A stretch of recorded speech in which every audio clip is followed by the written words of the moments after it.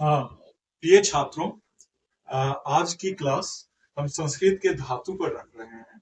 जैसा कि हम सब जानते हैं कि धातु क्रिया के मूल रूप को धातु कहते हैं। जैसे कि पठ है, तो पठ धातु का अर्थ होता है पढ़ना, लिख धातु का अर्थ होता है लिखना, क्रीड धातु का अर्थ होता है खेलना आदि। तो यहाँ पर हम एक उदाहरण के रूप में पठ धातु का रूप लेते हैं। पठ धातु का अर्थ पढ़ना होता है और लट लकार या अर्थात वर्तमान काल में प्रथम पुरुष, मध्यम पुरुष, उत्तम पुरुष में एक वचन, द्विवचनम और बहुवचनम, इन तीनों वचन में पठ धातु का क्या रूप होता है उसे हम समझेंगे। तो प्रथम पुरुष में एक वचन में पठती, द्विवचनम में पठता और बहुवचनम में पठंती। अब इसका हम अर्थ जान ले, क्योंकि संस्कृत में हमेशा पुस्तकों में भी केवल संस्कृत के रूप रहते हैं, लेकिन उसका हिंदी में अनुवाद या हिंदी में अर्थ नहीं दिया रहता है। हम आज की कक्षा में छात्रों को विधिवत बताएंगे कि इसका हिंदी में अर्थ क्या होता है। पठती, पठती का अर्थ होता है पढ़ता है। पठता का अर्थ है कि दो पढ़ते हैं, और पठंती का अर्थ होता है कि बहुत सारे पढ़ते हैं। मध्यम पुरुष में यही पठसी, पठसी का अर्थ होता है तुम पढ़ते हो या आप पढ़ते हो। पठता का अर्थ होता है तुम दोनों पढ़ते हो, और पठत का अर्थ होता है तुम सब पढ़ते हो। उत्तम पुरुष में यही पठामी का अर्थ होता है पढ़ता हूं, यानी मैं पढ़ता हूं। पठावा का अर्थ होता है हम दोनों पढ़ते हैं, और पठामा का अर्थ होता है हम सब पढ़ते हैं। तो ये जो है लट लकार वर्तमान काल का रूप हो गया। अब हम आते हैं वृट लकार, ये अर्थात भविष्यत काल के रूप पर। तो प्रथम पुरुष में भविष्यत काल में पठ धातु का रूप पठिष्यति, और द्विवचनम में पठिष्यता, बहुवचन में पठिष्यन्ति होगा।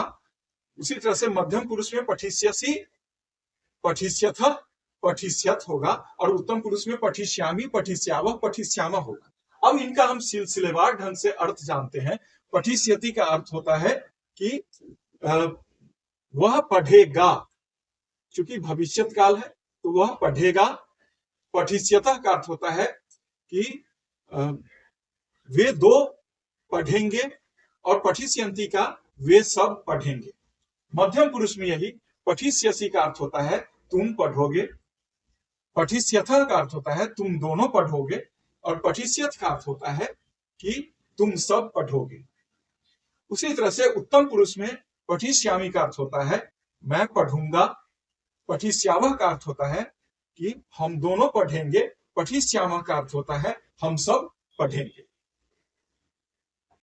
पढ़ाते हैं। लंग लकार का अर्थ होता है भूतकाल, और इसमें जो है अपठत शब्द का अर्थ होता है पढ़ा। तो सबसे पहले हम आते हैं प्रथम पुरुष के तीनों वचन में अपठत, अपठताम, अपठन।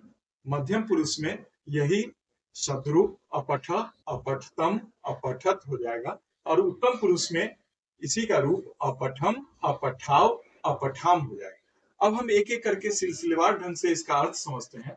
अपठत यानी कि पढ़ा, वह पढ़ा।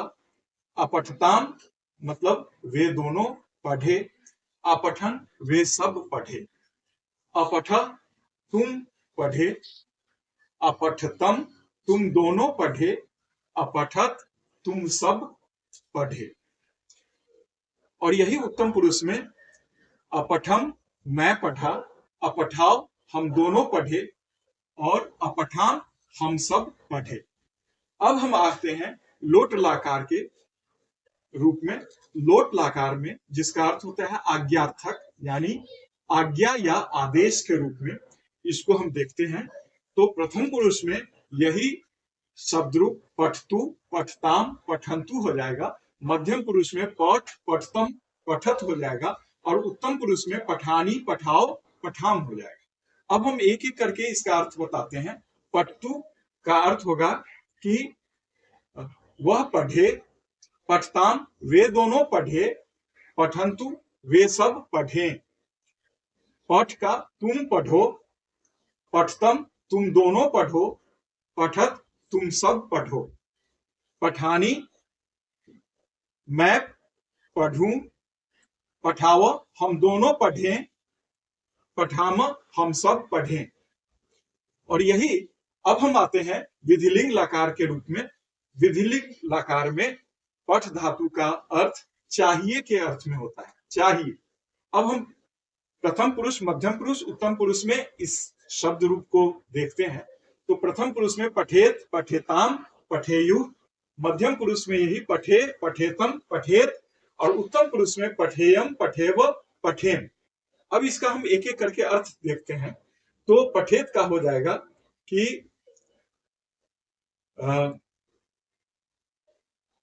उसे पढ़ना चाहिए, पठेताम का उन दोनों को पढ़ना चाहिए, पठेयु का उन सबको पढ़ना चाहिए।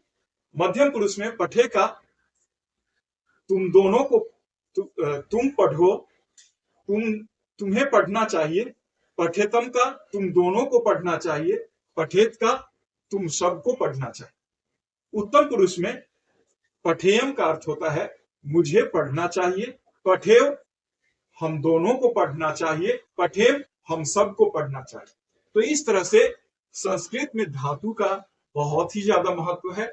हमने एक पठ धातु के उदाहरण के जरिए पांचों धातु और उसके रूप को हमने संस्कृत और उसका हिंदी में अर्थ करके अच्छे से समझाया, और उसी आधार पर बाकी धातु रूपों को आप अच्छे से समझ सकते हैं और लिख सकते हैं।